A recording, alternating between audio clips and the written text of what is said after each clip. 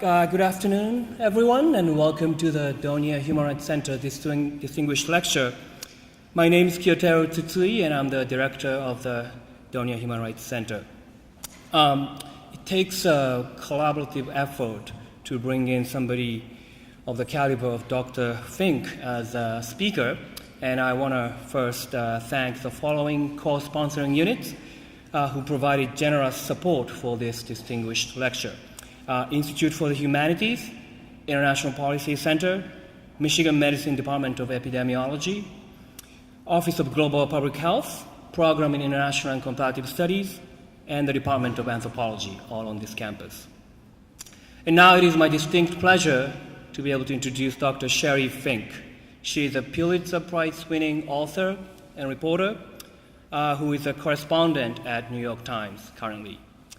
And let me start with the most important thing about Dr. Fink, which is that she is a University of Michigan alumna. Undoubtedly, her years in Ann Arbor set herself up for all the successes that she has accomplished later. And please join me in welcoming Dr. Sheri Fink.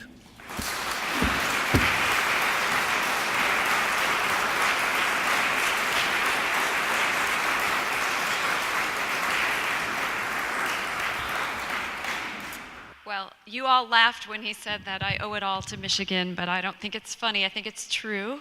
Go Blue. It's great to be back home, and this place really was very pivotal in my life, as it is in any graduate's life. So it's a thrill and an honor to be back in this beautiful space, part of which didn't exist when I was a student. Also close to the 200th anniversary. It's an incredible achievement for the university, so it's great to be back. And it's also really meaningful to talk about these subjects in the presence of some of you who are here today. And we'll start with Professor Tsutsui, who did this generous introduction for me. And I'll say that when we were both students, we met at a human rights clinic. I don't know what it was called. It was a workshop. Oh, thank you. It was a week away where we listened to each other's ideas and critiqued, and it was very inspiring for me. It was at the very launch of my interest in this area, in this subject area, and so there's that connection as well. As also as you see, it's the Donia Human Rights Center, which is one of the sponsors, all of the sponsors. I'm grateful for giving me the opportunity to come back here. The Donia Human Rights Center, which is named after one of the patrons of the center, Robert Donia, and he, along with his wife, another patron, Jane Ritter, are here tonight. And Robert Donia was very important to me. For those of you who aren't familiar with his work, one of the areas of his work was as a historian of the Balkans and Bosnia, and he was very well situated to give the rest of the US a lot of background information when those wars in the Balkans started in the 1990s.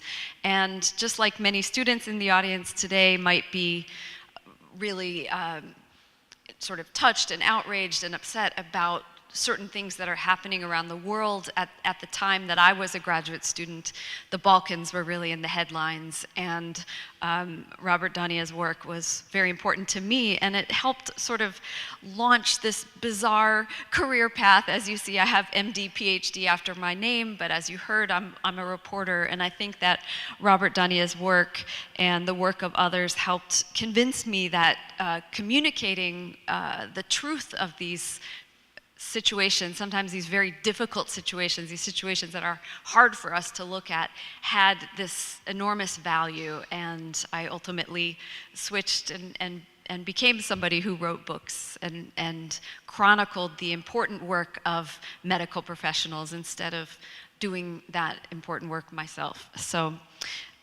whether that's a noble thing or a less noble thing, I blame it all on Professor Donia. with that being said, it's also really wonderful to be here because I think a lot about the role you've heard, in the introduction that what we're going to talk about today has a lot to do with medical care in extreme situations. And this is not relevant just for doctors and nurses. It's sort of all of us. Any of us could be in a situation where we need medical care or a loved one does, and that need for health care coincides with a real emergency. And so that nexus of medical care, health care, and emergencies is often what I'm thinking about, reporting on, and speaking about. I often think about that in the context of medical ethics, and less often these days have I sort of framed it in terms of human rights. But human rights, of course, are really fundamental, and so that is going to be the framing for this talk, and it was great to sort of have the opportunity to rethink about these subjects through that lens and have this discussion today.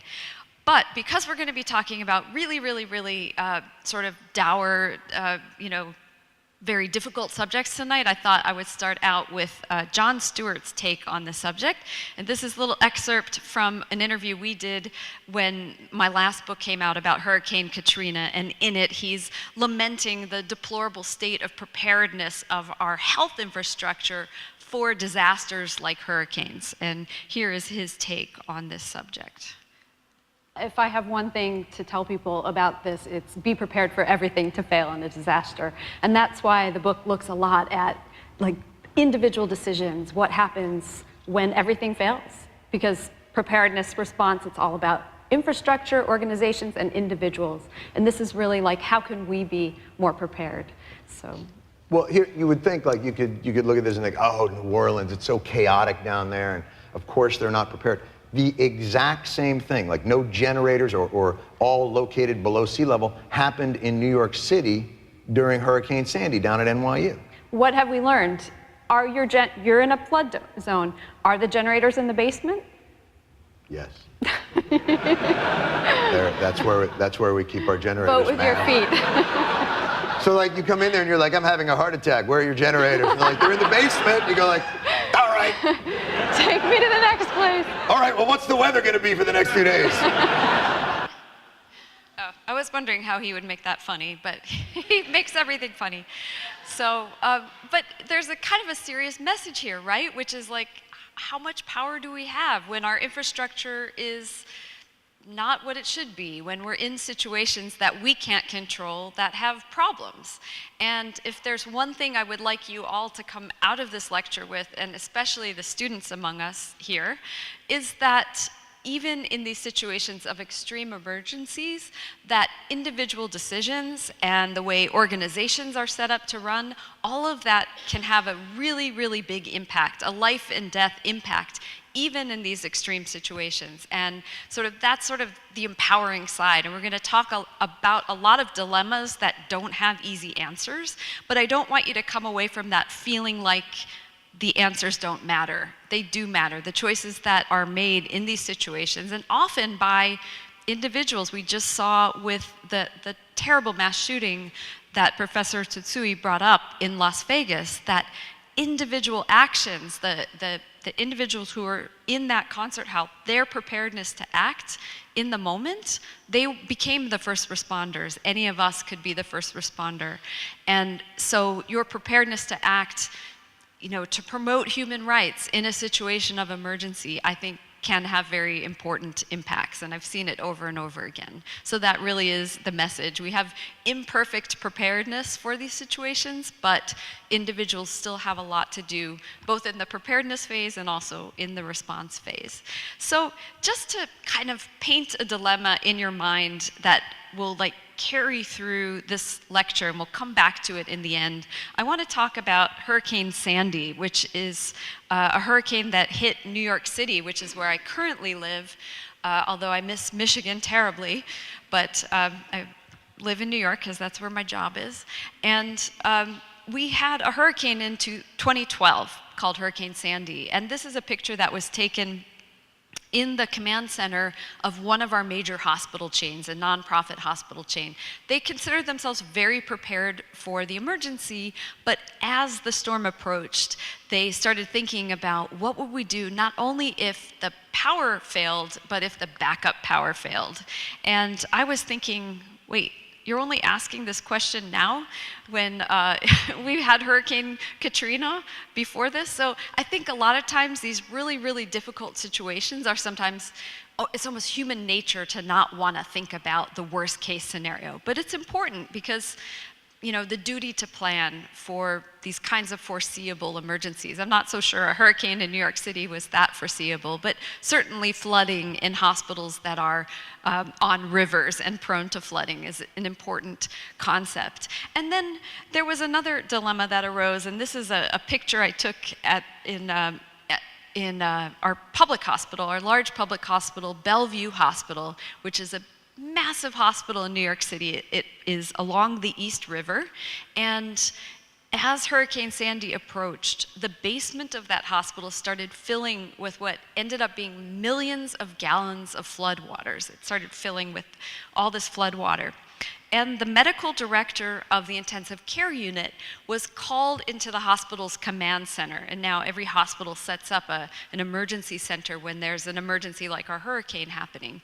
And they said to her, look, we think that as soon as the basement fills with water, our fuel pumps are in that basement, kind of like Jon Stewart talked about, totally not protected against flooding. They're gonna fail. Now, they had thought about moving their generators upstairs. So the generators were upstairs, but the fuel pumps were downstairs. And so they thought, we have just a very short time.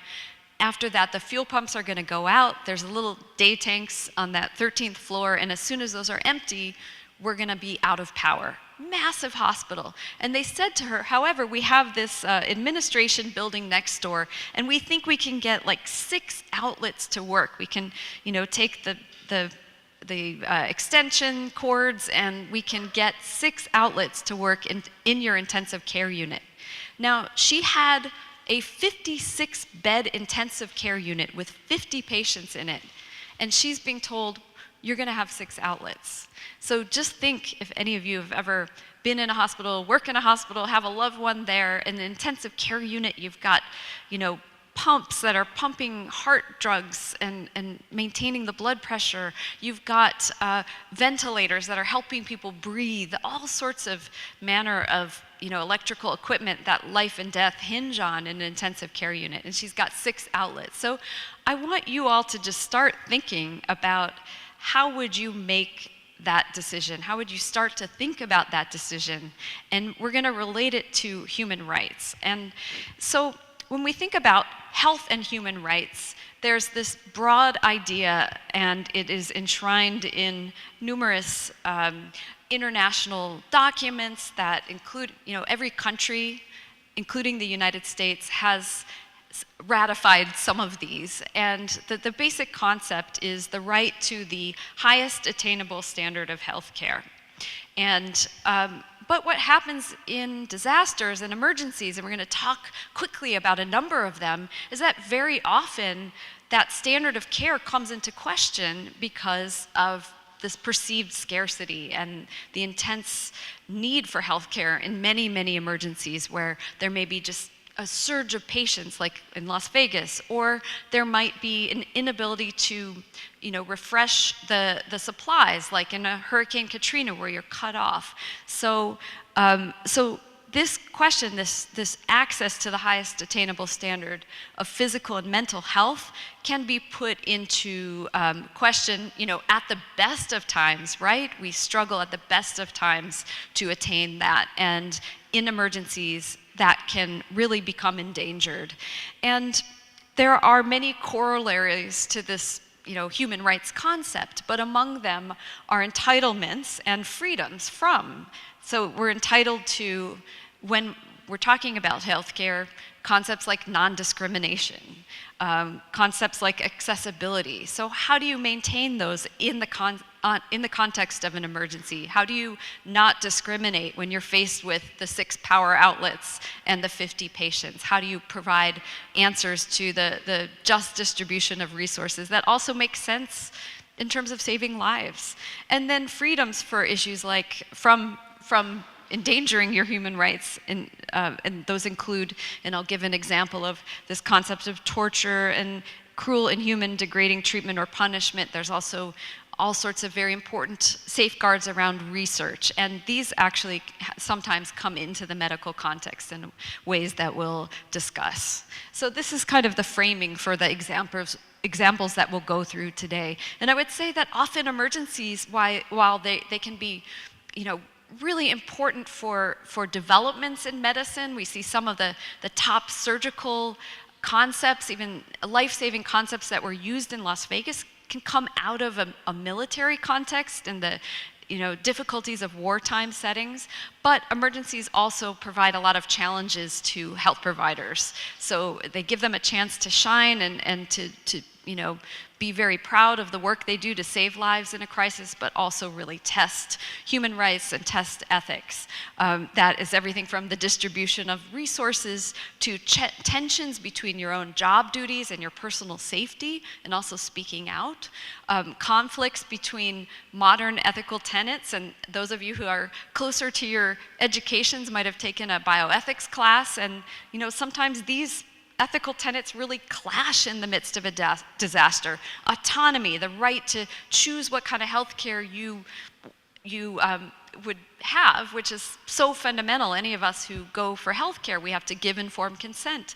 But how does that kind of link up to or come into conflict sometimes with the idea of justice, the fair distribution of resources across a population? Emergencies can bring that really into those can be brought into conflict in very clear ways, and they can help us think through some of these theoretical ideas because we get actual examples of them.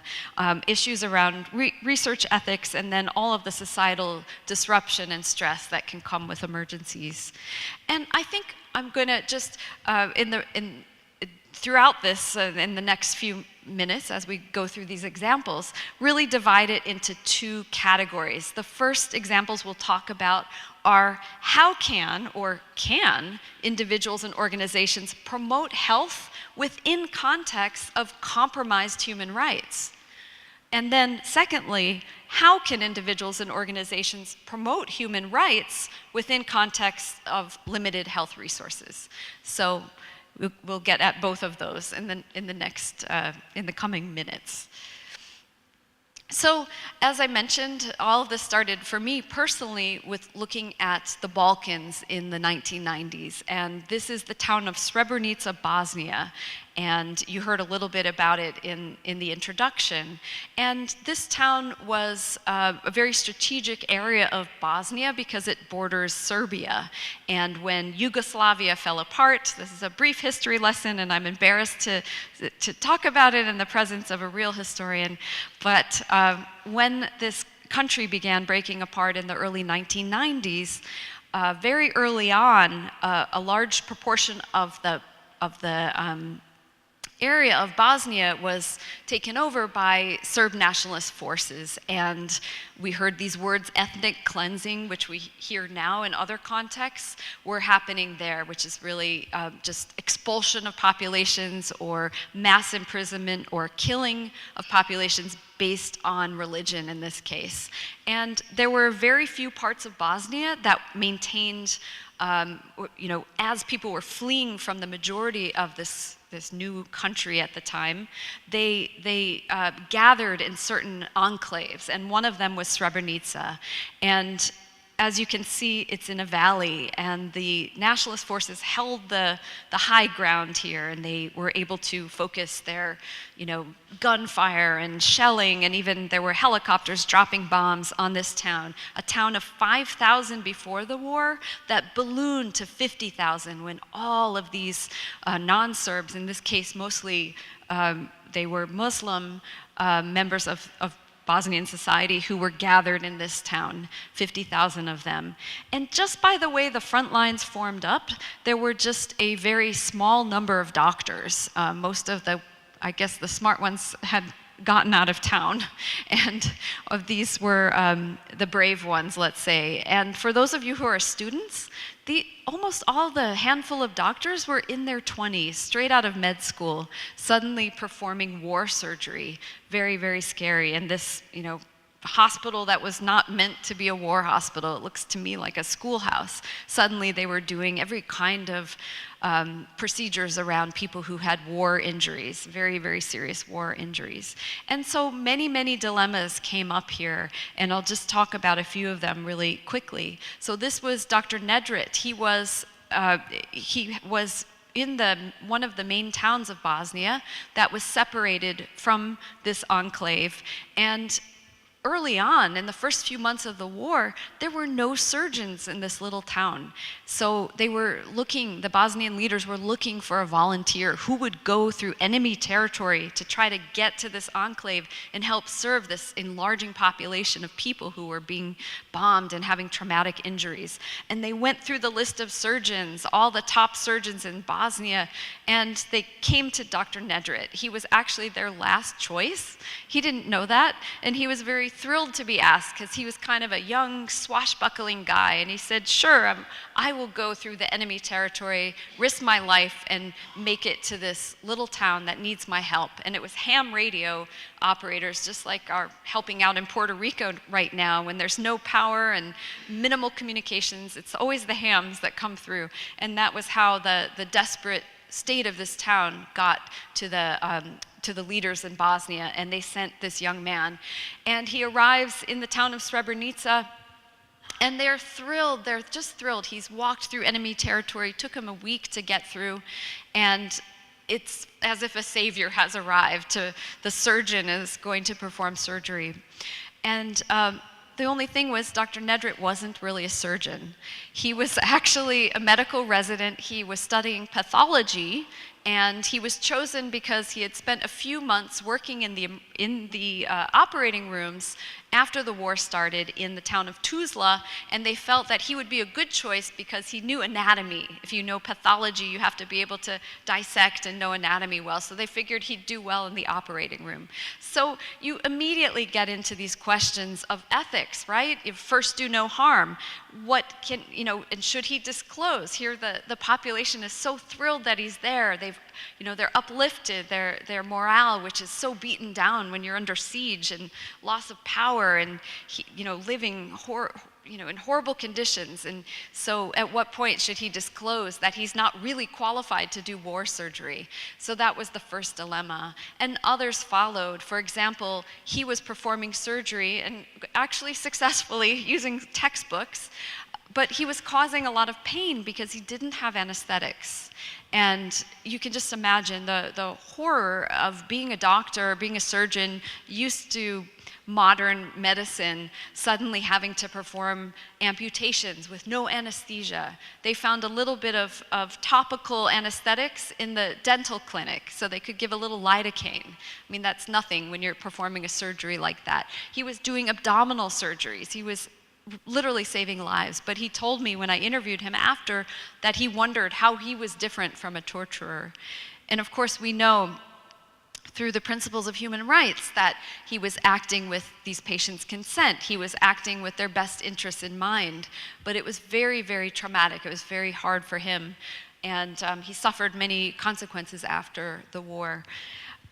And there were other dilemmas too, this essential dilemma that comes up in every single example that I'm going to talk about and have talked about today, which is when there's a shelling and there are multiple children injured. In this case, there had been a lull in the fighting, kids went out to play, and then there was a shelling and many were injured at once. This is a makeshift emergency room. It's really just a room with bandages and health staff who are just overcome. You can see one of the doctors just looking up almost like she's praying. How do you choose who to care for when you don't have enough resources to go around? And that was frequently a problem when there was a shelling in this town. And then there was this doctor, Dr. Ilyas, who ultimately, Doctors Without Borders made it into this town about a year into the war. It was so tightly held by the enemy forces that they had to negotiate and negotiate, and finally they were able to get through. They set up what looks like, a proper operating room. They brought in anesthetics, and they started to train up one of the local doctors, because Doctors Without Borders often will send in staff for rotations, and then they come out, and they were never guaranteed that they would get in again. And ultimately, when this town fell, and the greatest massacre, largest massacre in 50 years on European soil was about to occur, and there were many clues that it would happen. Had been many threats, and this was deemed a safe area. The United Nations had said it was a protected area, but it didn't have rules of engagement that would have made it truly so. And when the Serb nationalist forces tested that, they found that they were able to start advancing on the town, taking it over, and the entire population either sought refuge with the United Nations, or, including the health staff, they fled the opposite of Dr. Nedritz's walk into the town. They fled out through enemy territory, that week-long walk, trying to make it past minefields while they were being, searched for, hunted, really. And there was this horrific massacre at the end of it, and many of you know it's been deemed a genocide by international jurors with the International Criminal Tribunal. So as he's fleeing for his life, the doctors did not go to the United Nations post asking to be taken in, because they knew about another violation of human rights that was occurring, a violation of war law, in fact, which was violations of medical neutrality. Doctors, nurses, they were not considered, as they should be in the Geneva Conventions, hors de combat, outside of combat, deserving of protections. This is how any of you who've been aid workers, who you go into these conflict areas, this is your protection. Your protection are these concepts that if you're a doctor, if you're a nurse, if you're a medical staff member, if you're a patient, even lowly journalists are supposed to be protected from these kinds of intentional targeting in a wartime situation. There are laws to war, as I'm sure this audience knows. And those were being routinely violated in this conflict, and they are up until today. The same kinds of things we're seeing in Syria with the targeting of hospitals was happening. So these doctors and nurses were no fools. They fled rather than to try to ask for protection by the UN, knowing that the Serb forces the nationalist forces that were taking this town might get to take them and then subject them to a horrible end. And so they fled, and Dr. Ilyas told me the story that haunted him and probably will haunt him for the rest of his life, which is that he was passing an area where there had been somebody who hid a mine and was injured and was begging for help. He was the only doctor around, and he had to decide between stopping, tending to this person, or continuing to go on his way. And if he stopped, he would be entering the mine zone, possibly putting his own life in danger, versus continuing to walk past somebody like he had never done as a doctor, leaving somebody who needed help. And he chose the latter, and he chose to continue walking to save his own life. And it haunts him. Where are those limits in terms of, how much danger, when you're committed to your profession, especially a healing profession, are you expected to put yourself under in order to care for your patients? And this comes up over and over in these emergencies. I mean, even 2 weeks ago in Las Vegas, where there were rules of engagement, rules at time which the EMS people could go into the field, the grassy field where the shootings had occurred, and they had to stay out at first, versus some of the first responders who were in there who made multiple trips to try to help people. And we've seen across the US the EMS systems, and including the ones in Las Vegas, that did take risks. They couldn't go into an active shooting zone, obviously, but they were going into areas that weren't completely secured. So, there's been a shift in that ethic, but it's a big question about where do those duties, those professional duties end. And I think the most fundamental one that has to do with health and human rights was really this whole idea of providing aid in a context where human rights were not secured. There was a real knowledge amongst the aid workers, amongst the countries of the world, that providing aid was, you know, a great thing to do when people were being injured, but ultimately these people's security in these safe areas was really not secured. And so Doctors Without Borders, after this genocide occurred, even though they had staff in this enclave and they thought, you know, if we are there, we're contributing to protection, they started to wonder, some of the leadership, whether their presence in this town gave people a false sense of security so that they did not flee earlier, perhaps, knowing how dangerous it was. And so they wondered whether it's even possible for them to work in a context like this where a genocide is threatened. And this is a really, really tough question, and I don't know what the right answer is, but the answer matters, right? Because if people are having health needs in the midst of a situation where their human rights are being violated, if all the aid groups stayed out of that, if all the health professionals stayed out of that, of course, people would really gravely suffer. So this is more of a question of political will and the importance of addressing issues and not just putting a humanitarian Band-Aid on a situation that really requires a lot more commitment to ending a horrific situation. And just to bring it up to the more modern era, I did some reporting last year on healthcare providers in the context of Guantanamo. And some analogous issues arose in terms of practicing in an environment where maybe human rights were not were not being respected, and particularly certain ones that had to do with their own practice. So as this example is the behavioral health unit at Guantanamo. So as we know now, there were many men who were suspects of terrorism suspects who were subjected to what were known then as, quote, enhanced interrogation techniques, the most infamous being waterboarding. These techniques were later outlawed. They're not currently allowed. Our president has discussed bringing them back, although after his Secretary of Defense said that this would be counterproductive, he said he had reconsidered that. But at the time, these techniques were used, and at the time they were promoted legalistically as not to be considered torture.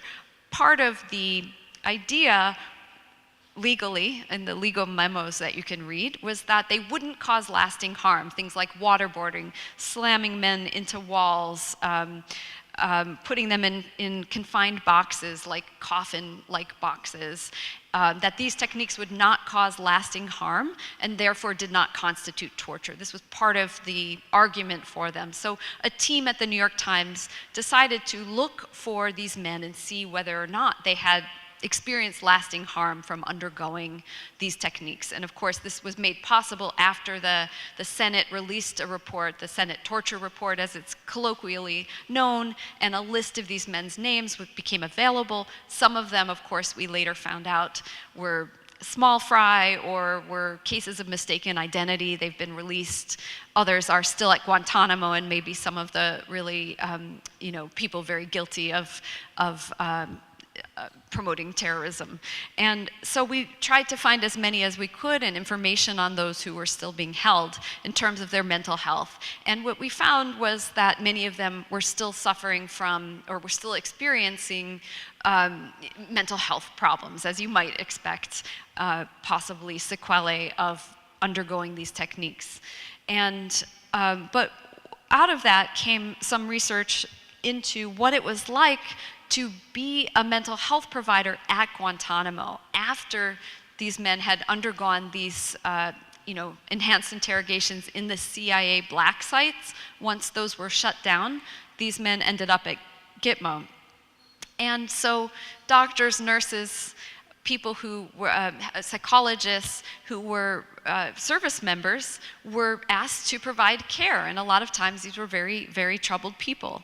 And so they underwent a lot of difficulties in trying to undergo or provide health care, that highest attainable standard of health in this context, given that context that I just mentioned to you. First of all, they were told that the men that they were about to serve, as they were trained to go into Guantanamo, these health providers, they were told these were the worst of the worst, that there were all sorts of security issues that they would need to be aware of. Then imagine you're a health provider and you arrive at Guantanamo and you notice that interrogators are coming into your clinic and accessing the health records. Now that would be considered not something that would be ethical in normal times. So, what do you do as a health provider? And this was the article that resulted, Interrogation Shadow Hampers Mental Health Care at Guantanamo.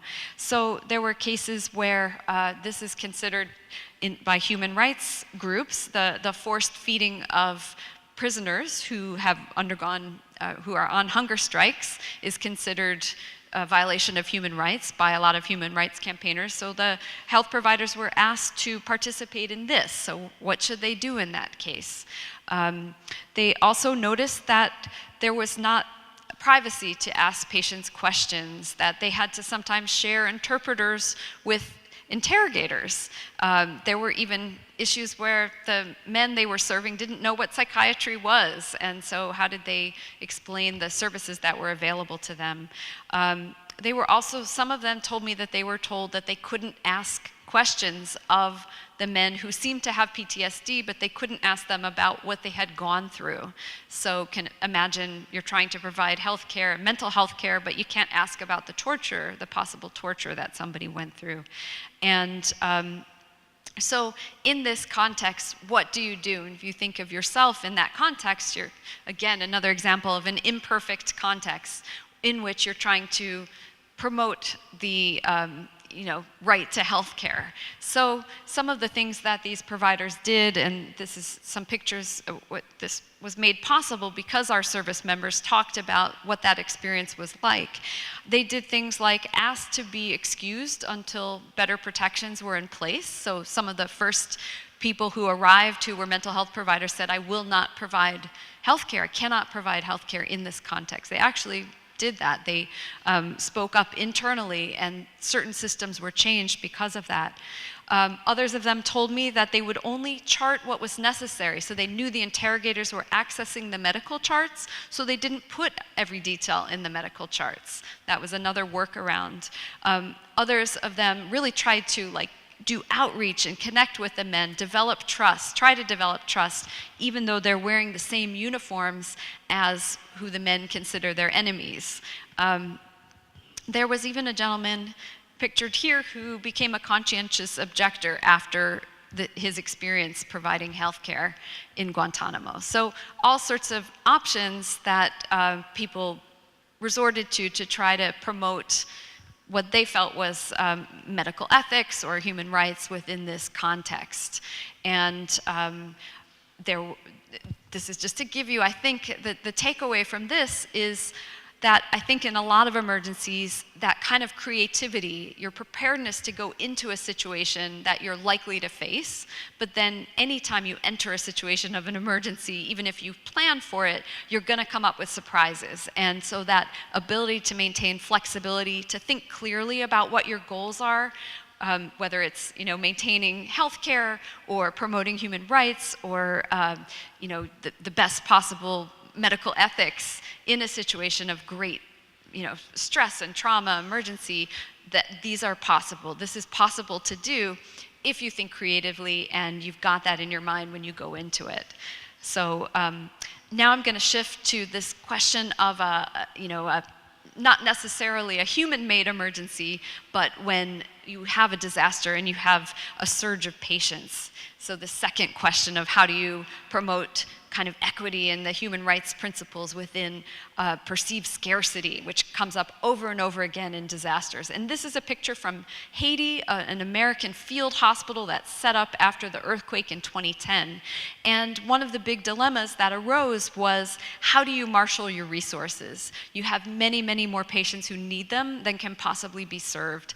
And this was set up to be a surgical field hospital. It was running out of oxygen. We've heard about oxygen shortages in Puerto Rico. We've heard about loss of power. They were facing similar things after the Haiti earthquake, but all at once, and a big, big number of people who were injured in that emergency. And so this limited supply of oxygen, who should they use it for? There was a patient who was very beloved. She was this woman here, pictured here, Natalie Lebrun, and it was soon discovered that her issues were not really related to the earthquake. In fact, she had survived the earthquake because she had just checked into a hospital. Her home turned out to be destroyed, but she was sick and she was in a hospital. The hospital was partially destroyed. She got brought to this American field hospital. It turned out, they figured out she had a chronic lung condition. She would need oxygen indefinitely. And they needed oxygen to perform surgery because they had deployed as a surgical field hospital. So somebody at the top who had never met her decided that they would remove her from the oxygen, send her elsewhere where there was known to be no oxygen, and reserve their resources for the patients who needed surgery. I think there's sometimes a difference between the theory, because theoretically this might be a really good way to kind of do the best for the most amount of people to save the most amount of lives. However, theory versus practice, even though ethically those are sort of thought to be the same, that was very, very hard to face this woman, to inform her, which they didn't do because you're supposed to do it, but that's hard to look somebody in the eyes and say, we're going to take your oxygen off and you're probably going to die. The nurse, who made this decision told me he knew it would be a death sentence for her, but he felt it was the right thing to do. But how do you tell her that? She's awake, alert, she's talking about her future, she's thrilled to be in the care of Americans who she thinks can finally help solve her problem. And so they did, they took off the oxygen, they sent her on her way, and she became very sick. I followed her. This was part of, I was going to look at what these triage decisions were like in actual practice. And she started to suffer. Nobody had told her, nobody had weaned down the oxygen because they kind of got really, really busy that day with a lot of emergencies. And so suddenly she was having real difficulty breathing. They sent her off to a partially destroyed Haitian hospital where my former med school professor happened to be volunteering. So fortunately, he saw her and found a little bit of oxygen, kind of optimized her care that night, and he ended up prolonging her life. And I think I don't know what the answer is, but he thought outside the box, and I think that is often what we need to do in emergencies. And another really, really common thing is that sometimes when you think the resources are scarce and you have to ration like this, that emergencies often bring in more resources, maybe not right away. And that's exactly what happened in Haiti. And she ended up even coming to the US through a program that Partners in Health was running, and getting to a hospital where her presumed heart problem was going to be fixed. It turned out she had a much more serious one.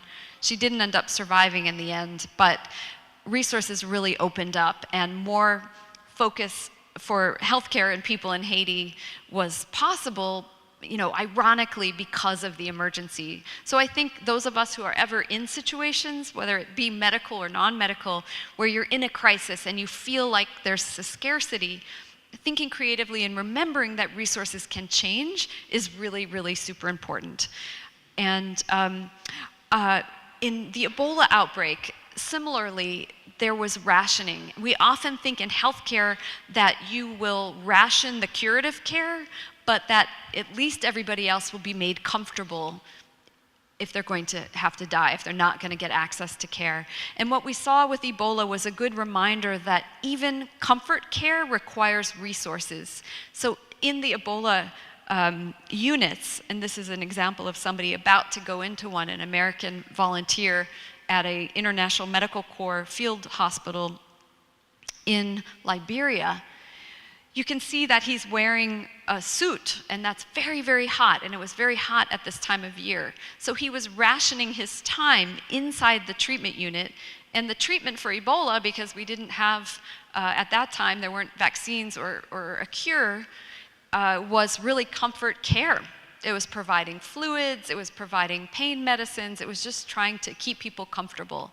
And so he has to ration his time. And this was why anybody who you know, and maybe some of you who went and did this really brave volunteer work, found it really disturbing because they felt like they couldn't help everybody who needed help. And they felt that there were people who they couldn't even provide that minimum comfort to.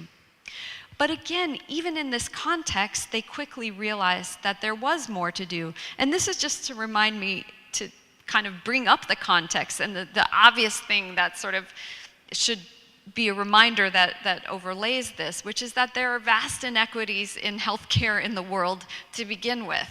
It doesn't take an emergency, and this is a maternity unit, and just the kinds of tools that people have to practice in this environment are very different from what we have in the US.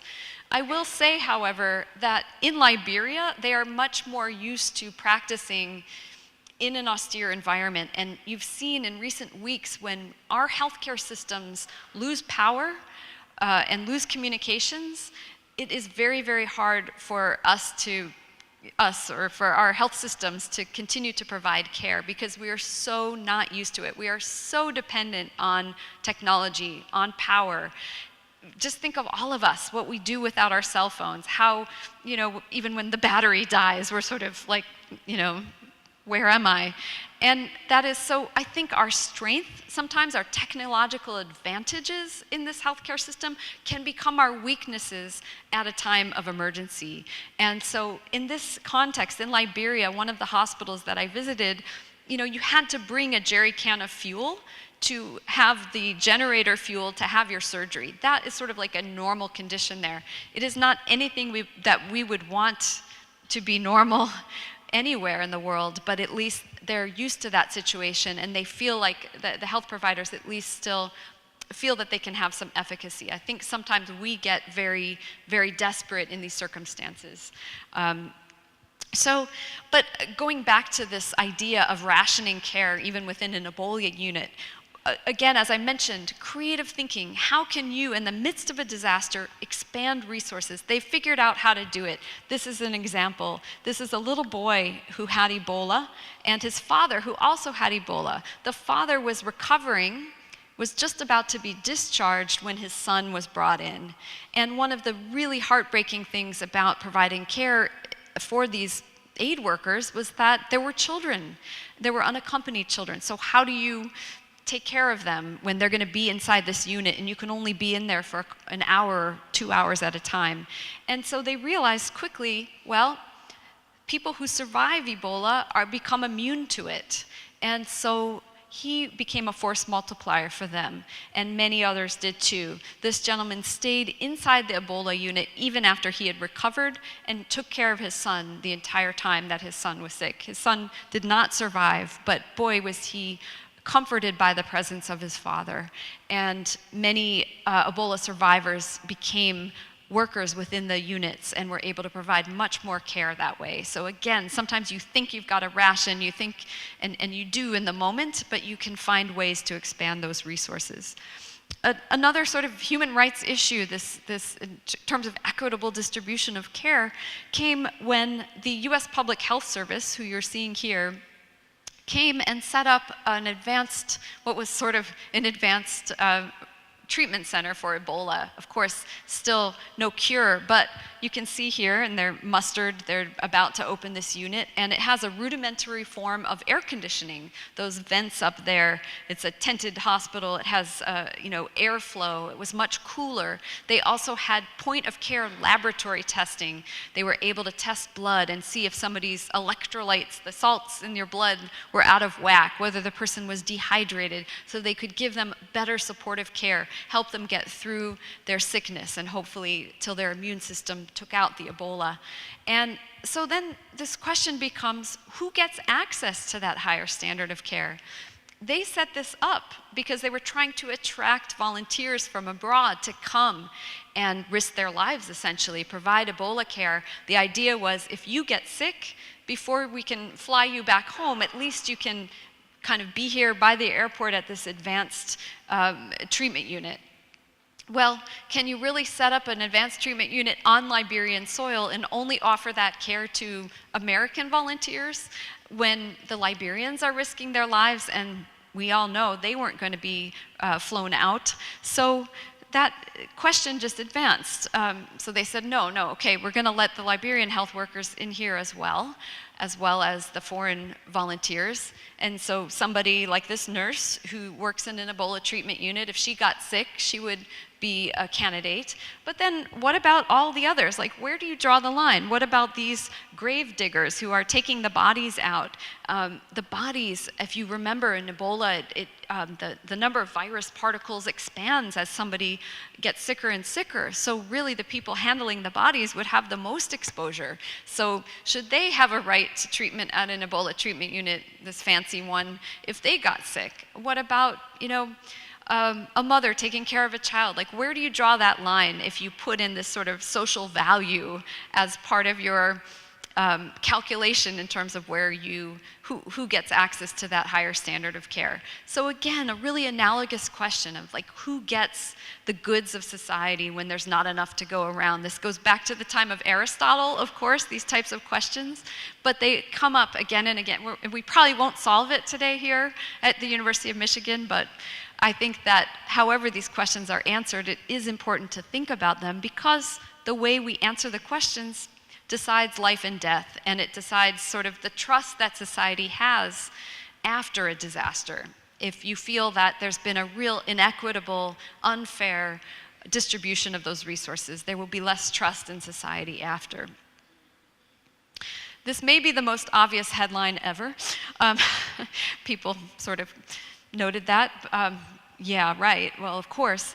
But this was a story I did about a similar Ebola treatment unit that the British had set up in Sierra Leone.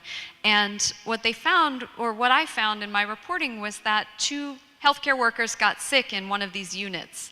And one was an American and one was a Sierra Leonean. And guess who got right over to the high-tech treatment unit? I'm putting that in quotes, but it was the American, and the Sierra Leonean only very much later got access to it.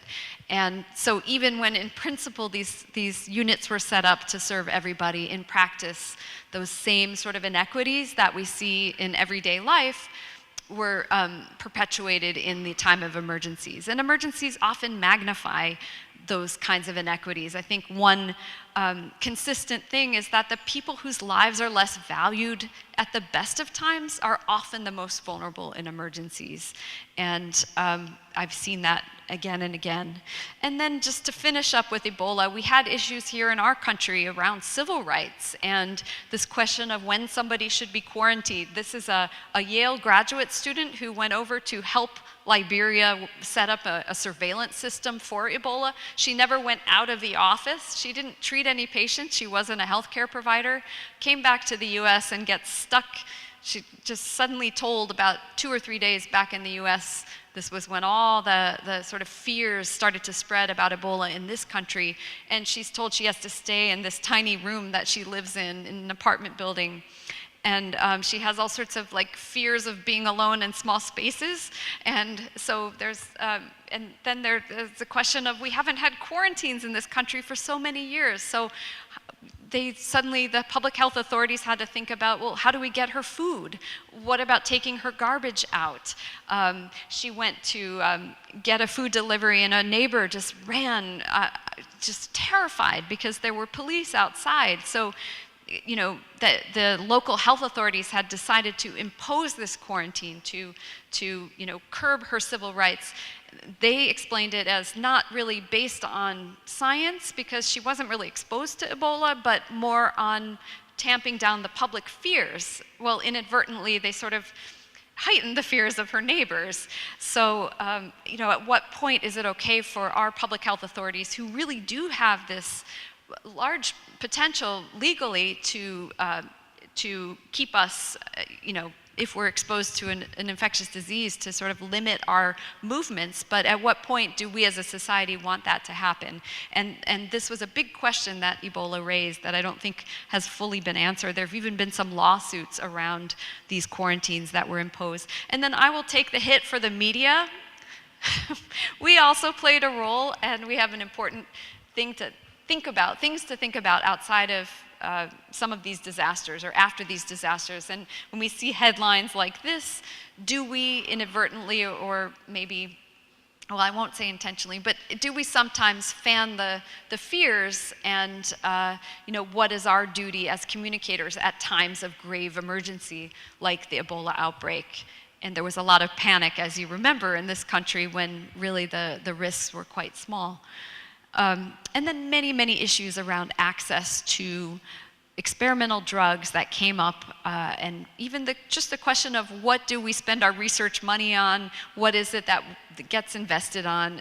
Certainly it wasn't a lot of resources that had been made available for studying Ebola prior to this outbreak. And so therefore we were, as a world, left without a lot in our arsenal in terms of prevention and treatment, and a lot of questions around the ethics of vaccine trials, about informed consent. It's a very important human rights concept, whether that could be done in this context. And it did, however, I think there's more and more of a feeling that you almost have an ethical duty to do research, even in a time of crisis, so that you come out of it with tools that will help in the next crisis. But very, very difficult questions that arise. And I just want to emphasize before the last example, which will be Katrina, just about the very recent example that I think highlights this idea that the people who are less valued in our society are often the most vulnerable in a crisis. And as you may have read about this rehabilitation center in Florida, in Hollywood, Florida, where many, many older adults died in the wake of Hurricane Irma when the power cut.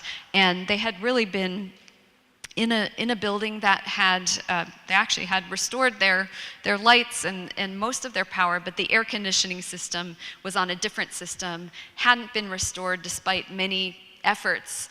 The authorities in the town had said that the nursing homes would be a high priority for power restoration with the power companies. The power companies had a different version of that. They didn't necessarily have these at the top of their lists for restoration. And this, for whatever reason that is still being investigated criminally, there was no evacuation of this facility as it became hotter and hotter. And as we know, nursing homes at the best of times, they are really questionable. The way that our elders are cared for is often leaves a lot wanting. And in this case, many of them suffered and died in the heat. And so I think it's incumbent on all of us to think about, in an emergency, the people who are in our communities who may be more vulnerable and cannot act to protect themselves. So I want to finish today's talk talking about Hurricane Katrina, which, as you heard, was the subject of a book that I did. And in particular, this hospital here, which was Memorial Hospital, this is 2005. It's kind of amazing how many years, a dozen years since Hurricane Katrina, when it hit the city of New Orleans, the storm did. And of course, it wasn't the storm itself, but it was the flooding that happened after that became the real big problem when the levees failed. And so you had this big hospital here, big for a community hospital, that suddenly was surrounded by water. And it had two vulnerabilities that are really common in American healthcare systems that we've seen over and over again, unfortunately, in recent weeks. And one was that even when their backup power kicked in, the air conditioning system was not supported by the backup power system. And as we saw, as the example I just gave, it becomes very, very hot. A lot of our healthcare systems don't have, because we're so used to having power and air conditioning, windows don't open and it becomes humid and slippery and very, very hot. And when you have people who are sick, they are much more vulnerable to heat stroke and other problems. And so it became very, very hot in this hospital. But the second issue was that one that Jon Stewart talked about, which is that their backup power systems were not protected against flooding. And of course, we have submarines that can go below water. So there are ways to protect electrical systems, but this was not done. It's often a question of money. We haven't talked about that, but preparedness is this question of where do we invest our resources? It's another example of triage. Do you deal with the day-to-day needs of a hospital, or do you prepare for a rare but potentially catastrophic event like a Katrina? And in this case, they had not protected those systems. So they had the generators on the second floor, but a lot of the circuitry was below flood level in a city that's, below sea level and vulnerable to flooding. So the waters rose, and the leadership knew that at any moment, if the waters got to a certain height, that they could lose all power. So these helicopters started arriving. This is actual footage from the time. And you can see this little helicopter landing on the helipad could take 1 or 2 patients at a time. There were 250 patients here, roughly 2,000 people in the hospital. So there were doctors and nurses and staff and family members. There were these little babies in the intensive care unit. Just think about, who do you put on those helicopters first? You've got the babies, you've got older people who might have multiple medical needs. They're actually being staged for rescue just below that helipad you saw at the top level of the parking garage at this hospital. What about the people who could sit up? Here they are arrayed on the emergency room ramp waiting for boats. So you've got all of them at this hospital. There were many, many people who had taken shelter in the hospital. The hallways were full of people and belongings. People were even boating up to this hospital, and there was a big debate between the security guards and some of the health staff about whether they should be allowed in.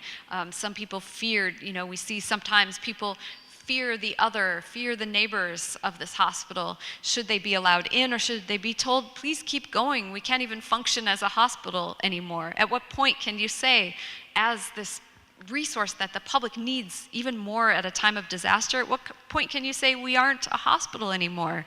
We're a dangerous shelter, you need to keep going, and we're trying to get everybody out.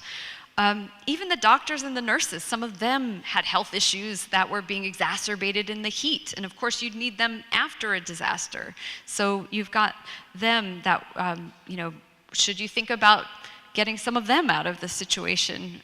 There were the children of the medical staff, healthy children. They'd seen this as a place to take shelter in a storm. It was seen as a very sturdy building, and so they were in this health complex. And there were even a Noah's Ark of pets, because this may make no sense in Michigan, but if you want to get somebody to come to work in a hurricane zone, often you need to provide them a place to have, if they live at home with a cat or a dog, they can't leave that pet. So some of the hospitals do choose to set up kennels and allow people to take their pets. So I just want to throw this open to you guys, and there's a microphone that Brenna, and I want to say thanks to her and also Natasha, who helped to organize this all. So just take a couple of you guys, who would you choose which categories of people, if you're thinking in a human rights frame, would you put on those first helicopters as they're arriving to get out of this hospital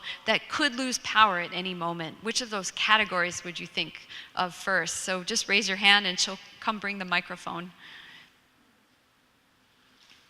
Who has a thought? Students, I want to hear from you. Help us, older people, think through this. Just shout it out. Which groups do you think? The most sick. Okay, I'll just repeat. And so why? What would your concept be for that? They would need the help most. Okay, great. So this was the original idea of triage, actually. It originated on the battlefield, Napoleon's chief surgeon, and his idea, and this was that time of the French were fighting for égalité and liberté, and so he said, how am I going to organize all these injured people on the battlefield? And he said, I will take the sickest first without regard to rank or distinction. And that was the first concept of triage. Who needs the help the most? So yes, you might think, who needs the power the most? Well, probably the critically ill people. So let's put them on the helicopters first. Anybody else have a different idea? Yes. Probability of survival. Great thought. So can you think about, this would be the more utilitarian way to look at triage, which is doing the greatest good across a population. So can you think about, well, who will benefit most from that resource? And then there was even this concept that was added to triage by a British surgeon a few years after Napoleon's chief surgeon came up with this triage idea. And he said that there may be times in which helping one person would take too many resources in this context. Kind of a lot of doctors in Las Vegas talked about this after the mass shootings, about having to decide who to take to the operating room, and thinking about, well, who do I have the best chance of treating? And it's a rare circumstance, fortunately, even in the military these days, where you have to make those kinds of decisions. But that is sometimes a concept here. Can you layer in the probability of survival? Unfortunately, we're not always very good at predicting that. I think in a trauma situation, they kind of do have a good sense of that. If somebody has a really grievous brain injury, that there may be very, very little chance of survival, they may feel a bit more confident about putting somebody else first. But in a situation like this, it can be very tricky to make that calculation. Yes?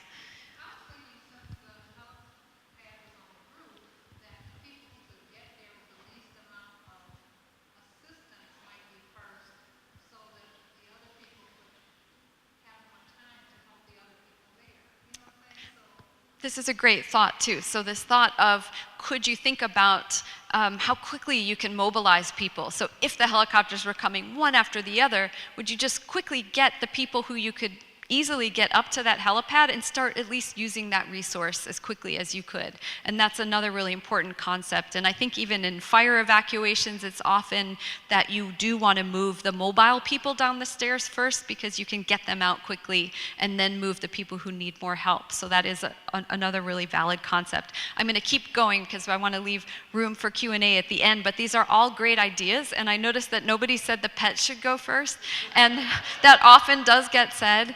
And I say, why would you pick the pets? And maybe those of you who are pet lovers might know the answer, but some of them say, well, you know, they're cuter than humans, or they're nicer than humans.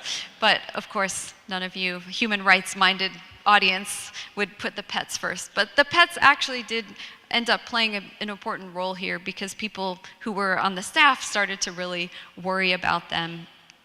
So what they did in this situation was that they were making this, they being the healthcare providers, were making this decision about evacuation on the fly. So they didn't have this nice sort of moment to step back and think about it. They hadn't planned beforehand, and that is a change I think has happened since Katrina, is that there's some thinking about this beforehand.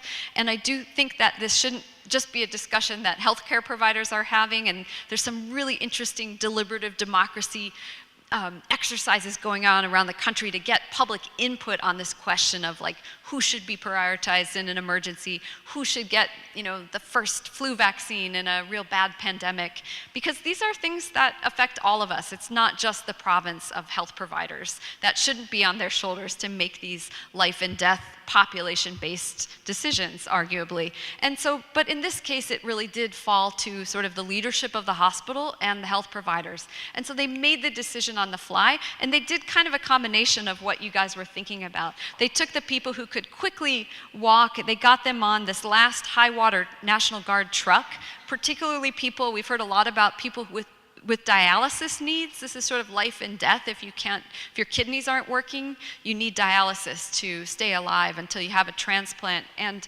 so if the power goes out, they're going to be really vulnerable. They can go from walking and sitting up to being very sick and dying. And so they got some of those dialysis patients out and some caregivers with them in a high water truck. They also got some of you said the intensive care patients, the patients who would be most vulnerable if the power failed, they got them out. In that first batch. Nobody brought up age. This is another controversial question when you're thinking about rationing or triage, but some people just inherently say, we get the babies out. And there can be different ethical kind of frameworks around that. There's something called the fair innings principle, this idea that we all want to live the greatest number of innings of life, so the babies haven't had as many innings, so you'd want to prioritize them. But there are other people who say, well, think about the older people who've contributed so much to society, who have so much knowledge that society needs. So there's all different ways to weigh those different prioritization concepts. But in this case, they did, on those early helicopters, get the babies out and the critically ill adults out. And however, they also made what turned out to be a very important decision, which was that they chose a group of patients to put last. And if you look at this next picture closely, and again, this is under the helipad, that top level of the parking garage, and you can see that this gentleman has a 3 written on his gown. So they had divided the triage system they created was a system of 1s, 2s, and 3s. And the 1s were relatively healthy, they could move quickly. The 2s, maybe someone who had their appendix out, but they were pretty much ready to discharge, could go home. The 2s were your hospital patients who needed more care, would need to get to another hospital.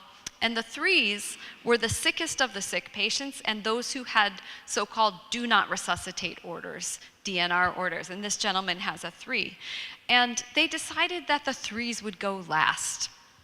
They decided that early on, and I asked a couple of the doctors, this was based on many years of research. I wasn't at this hospital, but I interviewed many, many people and found records and all of that. And so I asked them, why did you make that decision? It was apparently uncontroversial. It was somebody raised the idea at a meeting and everybody agreed with it. Well, why? Well, they said, well, I figured somebody with a do not resuscitate order would have, quote, the least to lose compared with everybody else if the power failed, if things went really south. That's a value judgment as much as a medical judgment, right? This idea that somebody who's maybe nearing the end of life would have less value in their life. Another said, I figured somebody who had a DNR order didn't want extraordinary means to extend their life. Do not resuscitate. Don't, give me CPR. If I stop, my heart stops. So they translated that to don't rescue me as an extraordinary measure in front of somebody else.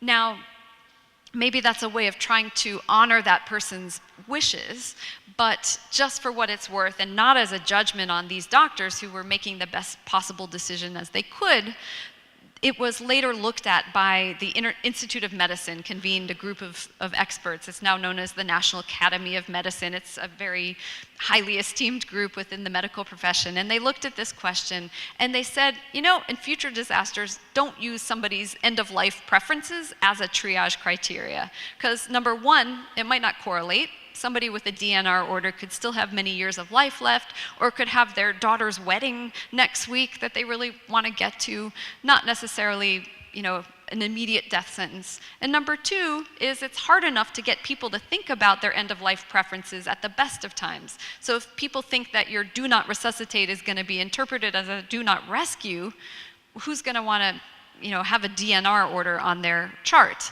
And indeed, what happened in this case was that the patients who had loved ones in the hospital with them started to wonder, why is my mom still on the ward here? All the other patients have been taken out for rescue.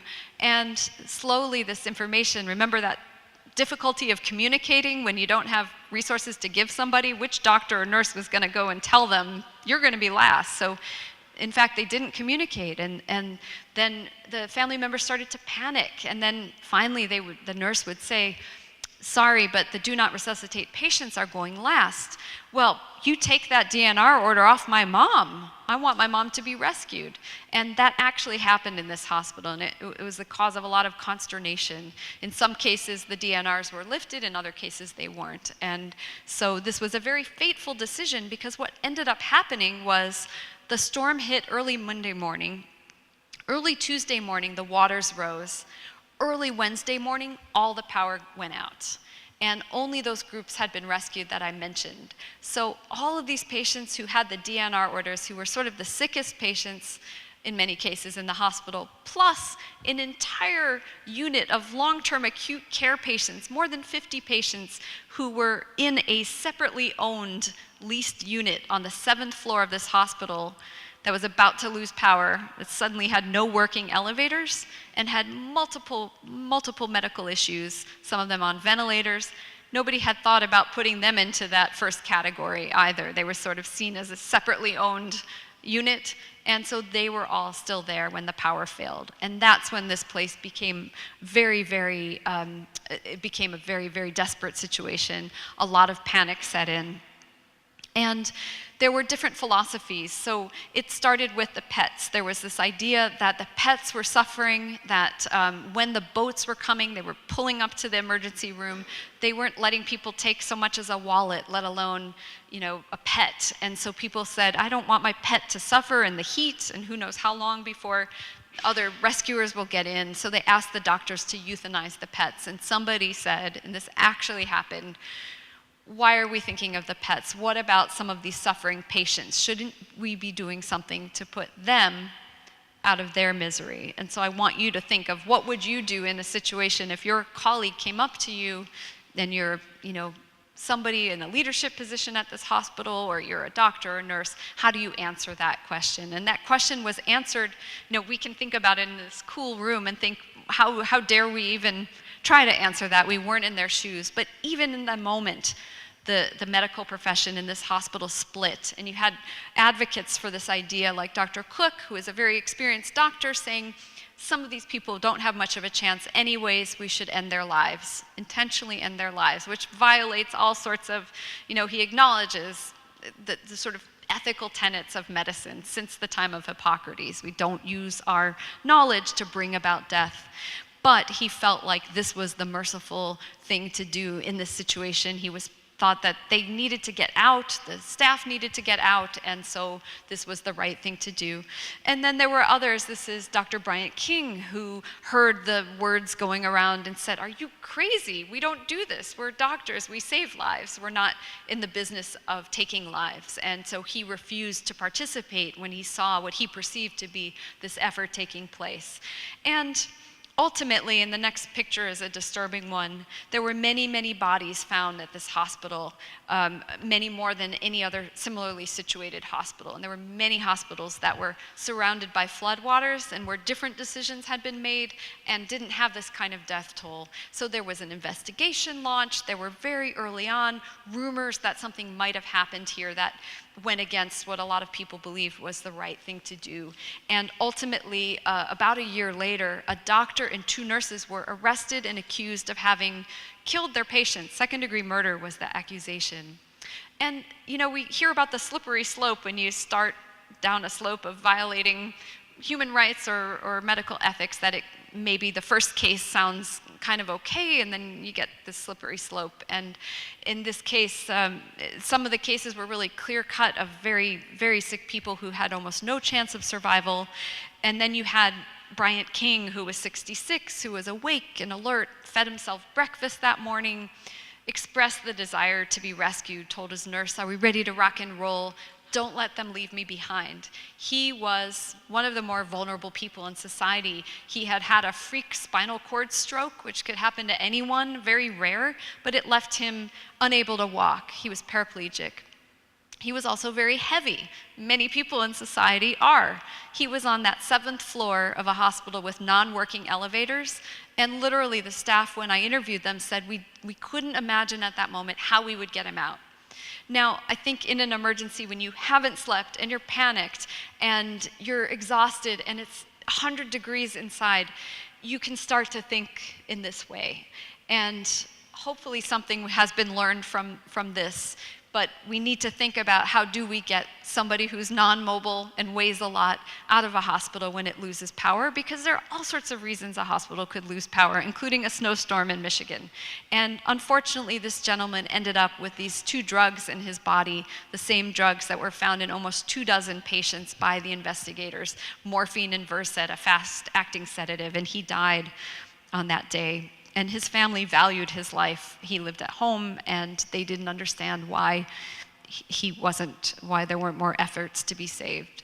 So ultimately, these arrests occurred, and here's the coroner throwing up his hands saying, I don't know whether these are homicides. It will look really bad for the city if we arrest or we send these caregivers to jail. There was a huge amount of support for them in the city. You know, this question arises, is a time of crisis a time when we can we're forced to cross our normal professional standards because it is such an extreme case, or is it a time when you need to hold more tightly to them? And a lot of people in the healthcare community felt that these healthcare providers should be given a pass because of the extreme circumstances. Plus, they didn't know what had actually happened. They just presumed that this was some political move by the politicians. And this gentleman, who was the prosecutor, went after the arrest. The local prosecutor had to decide, bring it to a grand jury, try to get an indictment, and he was a young prosecutor, and this is the district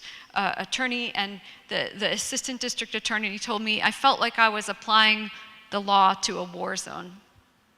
But as you remember from where we started today, there are laws in war zones, and we can expect that these types of dilemmas come up in every emergency, these critical issues about how to distribute resources. I won't ruin the end and tell you what happened in case some of you want to read the book, but I will just end by saying that there's a really uplifting side to all of this. And as we started, I said that individuals can make a huge difference even in these imperfect contexts. This is a couple whose mother was one of the patients here who fought their way back into the city, much like we saw those volunteers after Hurricane Harvey a couple months ago from Louisiana coming into Texas saying, I'm going to help out. And they ended up not only saving his mother, but also many, many people by bringing airboats to this hospital emergency room ramp and saving many people. There were also many moments of creativity. You have to remember, they saved many lives at this hospital. They would put people through a hole in a wall that was a shortcut to that garage, and then drive them up to the top of that garage ramp that you saw on the back of a pickup truck, and then they would carry them, this is the most amazing picture, carry them up these rickety flights of stairs to get every single person who got out by helicopter out that way. So a lot of, again, that same lesson, which is think creatively, work outside the box, try to expand your resources. I'm going to end with that example we started with, the Bellevue example, where that doctor was told she had 6 outlets for her 50 patients and she had to choose. Well, she had learned some of these lessons from previous crises, and she really did want to maintain the trust in society, to do that sort of equitable distribution of resources that we learn about when we learn about health and human rights. And so she said, this is not a decision for one person. She formed a committee. She took only people who didn't have their own patients on that ward because she felt that their ethical duty was to advocate for their individual patients. And so they also thought, let's do it in some sort of a fair way. So they used a tool that's used in the intensive care unit to rate the severity of your illness, and they tried to do exactly with what some of you said, which was to match the resources with the needs, to give people who had a chance of surviving, but who were on that life and death edge, the chance to have the power outlet, to have the machinery to help them survive. She also thought outside the box. She didn't give up.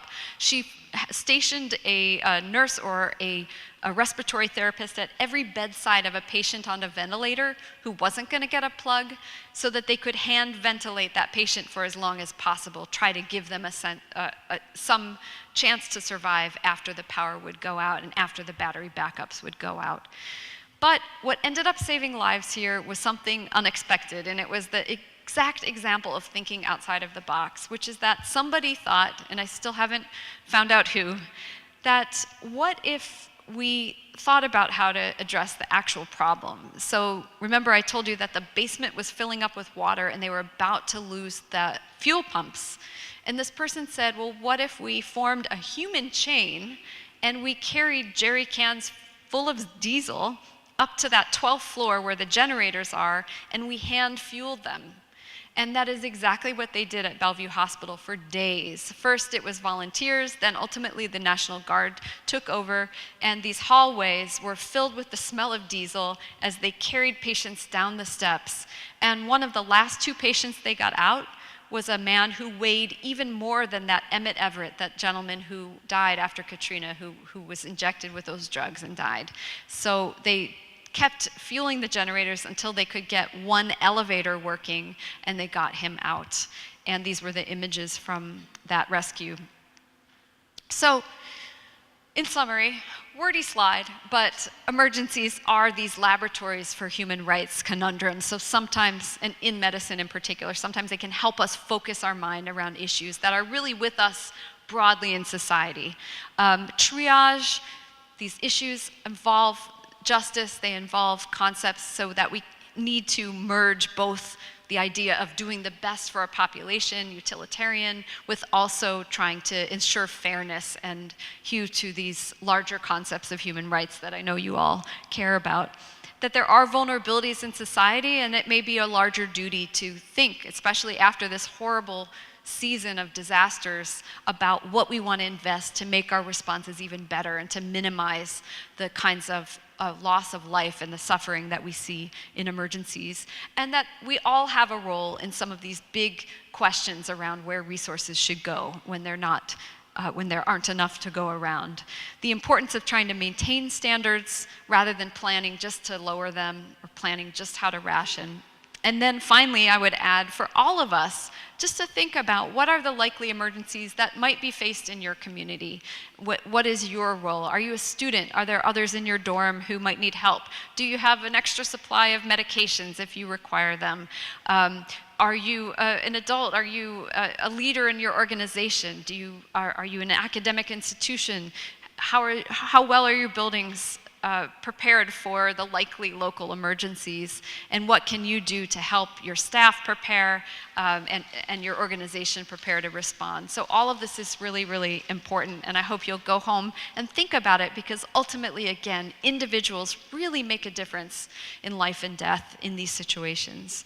And so, again, how can you do more when you're in an imperfect situation to try to promote these really important principles?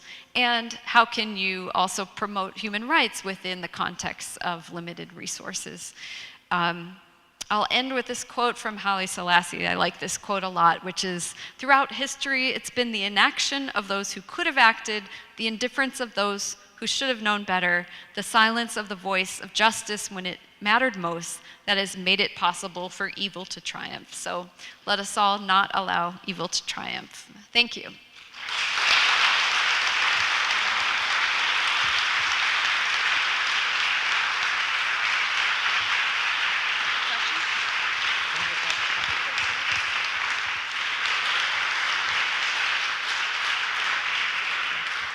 Thank you. We have time for maybe a couple of questions.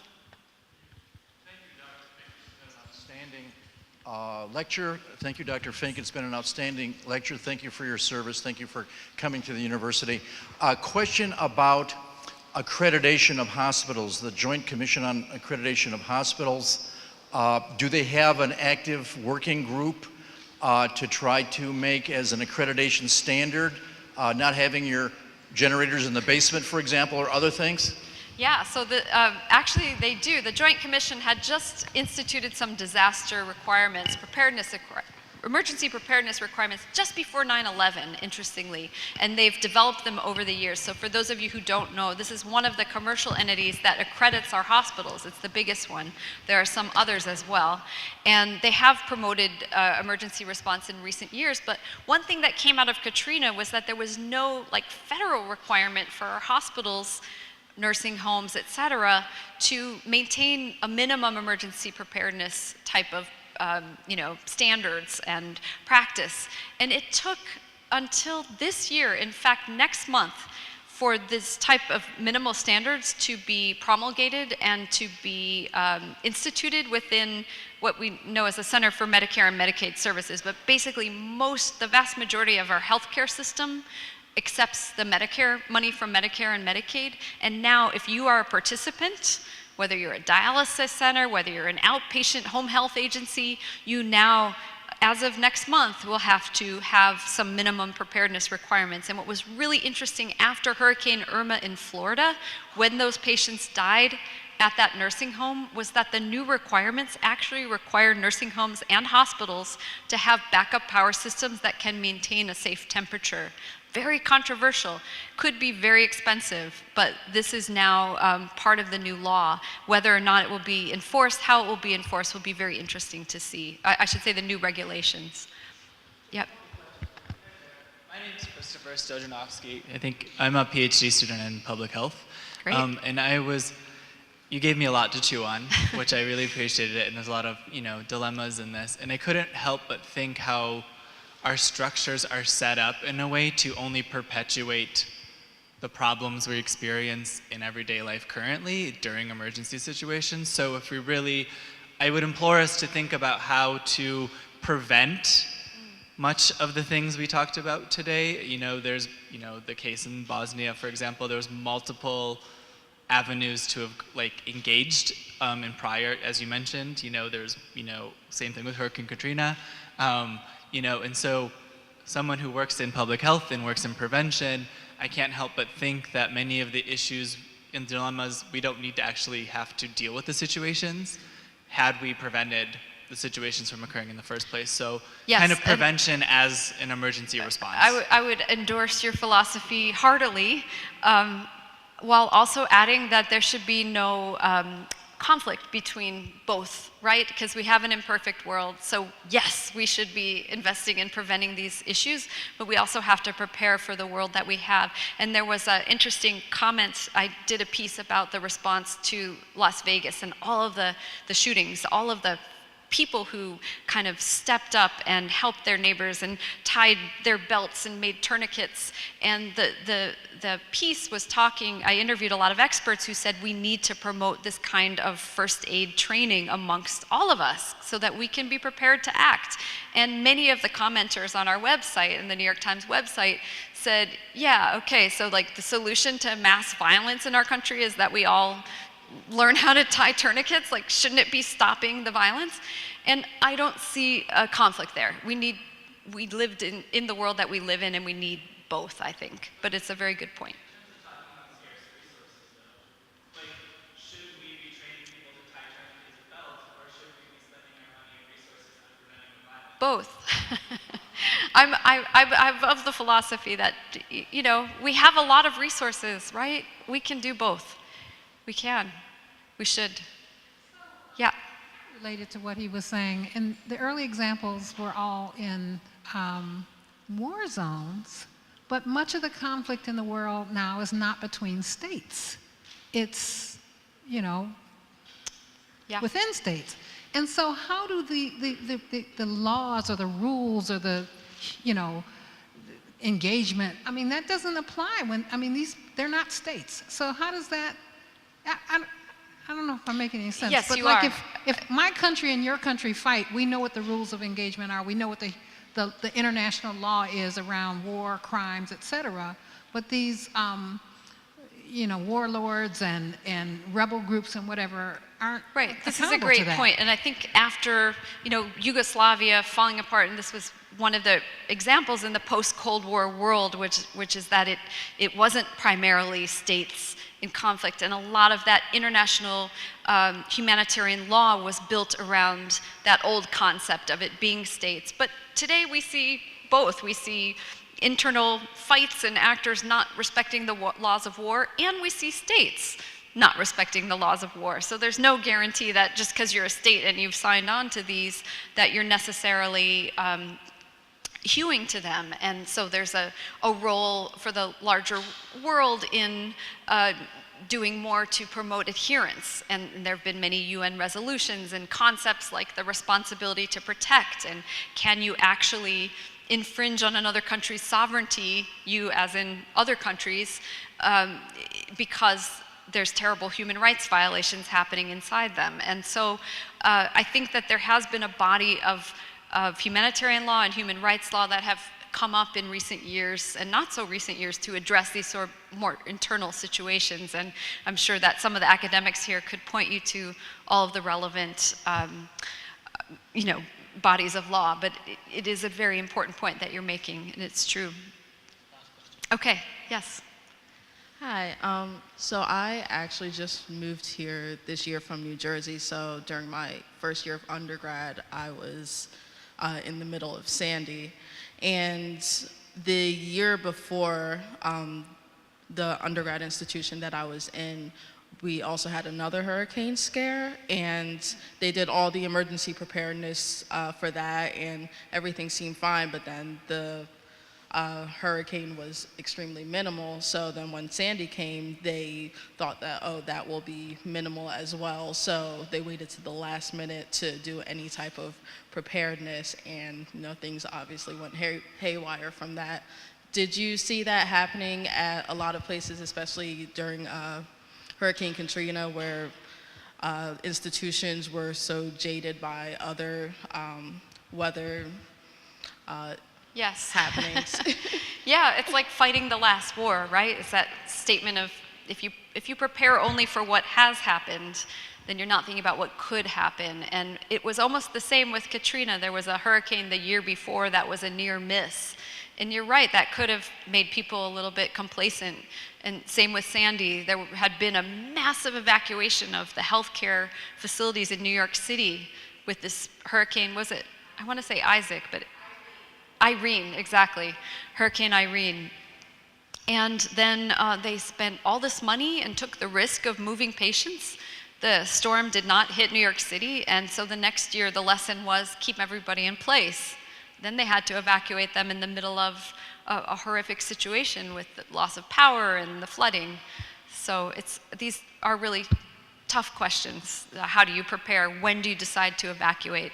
But I still think that investing in that preparedness is important because, and it's sort of, I think one of you said about the broad idea that the more your society is just, the better it works on a daily basis, the better you're going to do in an emergency. The more you practice and plan, the better you're going to do on game day. So these kinds of investments are really important. And I talked to numerous people with these recent hurricanes who could give me examples of how the ways that they prepared or previous emergencies that they had worked in helped them in the time of the disaster. So I think we have to leave it there, but I'm happy to talk to any of you after, and I'll be hanging Again, around. there's a Thank you so much reception? for coming. Yes.